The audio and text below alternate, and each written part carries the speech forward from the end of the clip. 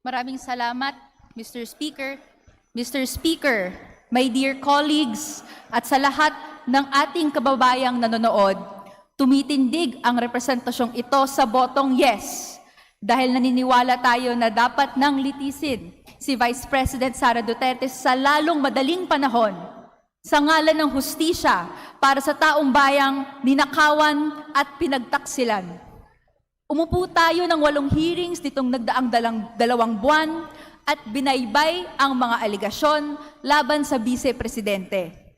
Kalakip ng mga ito ay mga ebidensya na naghuhumiyaw, na umiiral ang korupsyon sa ilalim ng kanyang panunungkulan. At mula roon, naging mas malinaw ang mga sigaw para sa tuluyang pagpapanagot. Mr. Speaker, sa bawat kategorya ng mga aligasyong pwedeng mabanggit, meron pong ebidensyang naipakita ang House Committee on Justice laban kay VP Sara. May mga saksi tayong nagulat na sinabing utos ni VP Sara na magbigay ng peking ulat sa COA para sa maling paggamit ng confidential funds. May official report tayong hawak na bilyones ang dumaloy sa mga bangko ni VP Sara at kanyang asawa na hindi naman nakaulat sa kanilang salin. Sa parehong salin niya makikita na may mga taon na wala daw silang perang deposito sa bangko. Nakita din natin ng mga video na totoo at beripikado, hindi po AI, na sinasabi niyang nangontrata siya ng tao na papatay sa kanyang mga karibal sa politika.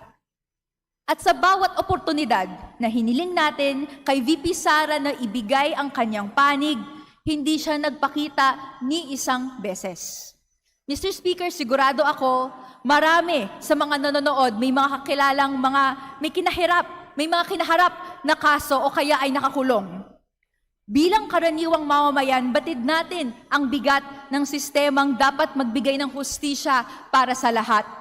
Pero sa kasalukuyan, may mga taong dekada nang nakakulong para sa mga mas magagaan na krimen. Pero dahil mahirap, walang abogado at nabubulok sa piitan. May mga nakagawa ng mga mas malalang krimen, pero walang pananagutan dahil sa limpak-limpak na perang hawak o kaya naman dahil sa mahigpit na kapit nila sa kapangyarihan. Yung mahirap na nagnakaw ng delata kulong agad, pero yung mataas na opisyal na nagnakaw ng milyon-milyon sa kabang yaman, nakakalusot? Hindi po pwede ng ganon, Mr. Speaker. This is about justice, yes, but more importantly, kaming kabataan, tayo, ginagawa natin to para hindi na maulit to. Para sa isang kinabukasang hindi na muling gagamitin ang pera ng bayan para sa makitid na pansariling interes ng iilan. Tanong ng iba, makakain ba ang impeachment, Mr. Speaker? Ang sagot natin dyan ay kung matagumpay na mapanagot natin ang mga magnanakaw at maibalik ang ninakaw na pera sa taong bayan, mabibigyan ng nararapat na serbisyo at suporta ang mga kababayang nagugutom. Kaya hindi kami papayag na ang kasaysayan ng ating henerasyon ay tatatakan na lang ng pangalan ng isang nagtaksil sa bayan na piniling magtago sa likod ng poder sa halip na harapin ang mga tanong sa kanyang pamumuno. Mr. Speaker, as a final word, this representation is convinced bilang tunay at natatanging kinatawan ng kabataan sa Kongreso to stand with the youth. We stand on the side of justice, wala pagdadalawang isip sa pagpapanagot sa mga kurakot sa gobyerno, lalo na nasa gitna tayo ng krisis. Bumuboto ng yes ang representasyong ito para pagpapatuloy ng impeachment proceedings sa Senado. Maraming salamat, Speaker. And maybe a point of information to the previous manifester, Mr. Speaker, Representative Kiko Barzaga is not the youngest congressman in the House of Representatives. Thank you, Mr. Speaker. Noted. Majority Leader. Mr. Speaker, may we recognize the Honorable Dale B. Corvera from the Lone District of Agusan del Norte. Honorable Dale Corvera, Lone District, Agusan del Norte. Is hereby recognized. Thank you, Mr. Speaker. You know, Mr. Speaker, after my consultation with our constituents in Agusan del Norte, napag-alaman ko po na overwhelmingly they are not in favor of the impeachment against the Vice President. And being their representative, I have to listen to them. Kaya ang pagboto ko ng no ay dala ko ang boses ng taga Agusan del Norte. In fact, it is an expression of the will of the people of my province. Maraming salamat po. Majority Leader. Mr. Speaker, would like to recognize Representative Laila M. De Lima of Party List ML to explain her vote. Honorable Laila De Lima, Party List Minority Leader, is hereby recognized. Thank you.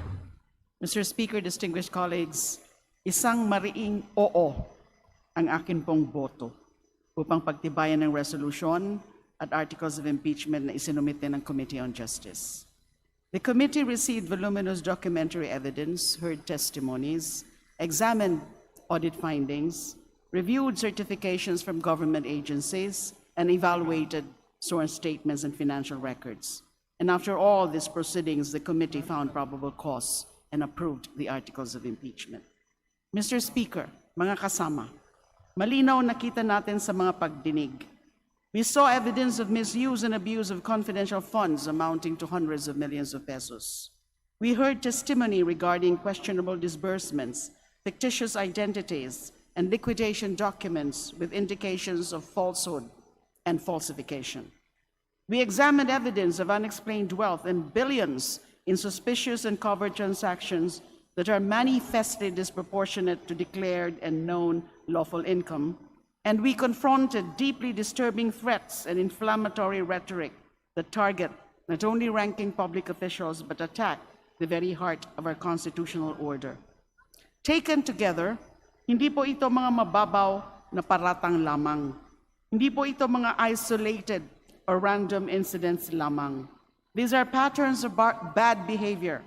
These are habits of abuse of power. These are matters that go into the integrity, accountability, and fitness of a public official occupying the second highest position in our government.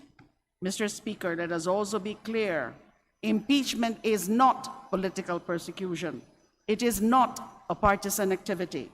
It is a constitutional accountability mechanism.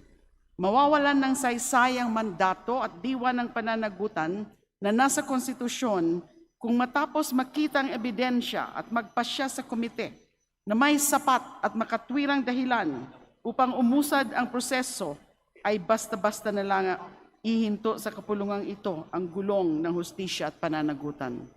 The constitutional process of accountability could not move forward if we shirked our duties in this House, if we dropped the ball in this plenary.